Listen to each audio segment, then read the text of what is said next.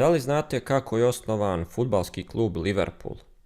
Anfield je od 1884. godine bio dom Evertona, ali 8 godina kasnije razilaženje u stavovima oko plaćanja najamnine rezultiralo je time da je Everton napustio Anfield.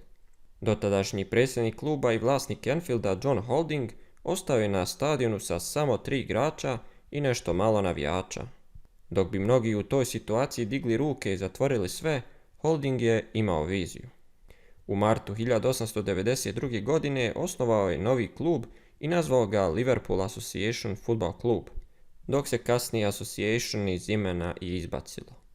Niko tada nije mogao ni slutiti da se upravo tu rađa gigant europskog fudbala.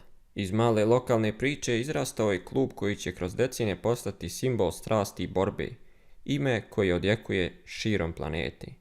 Njihovi crveni dresovi i atmosfera sa Anfielda postali su prepoznatljivi simboli jednog od najvećih klubova u istoriji fudbala.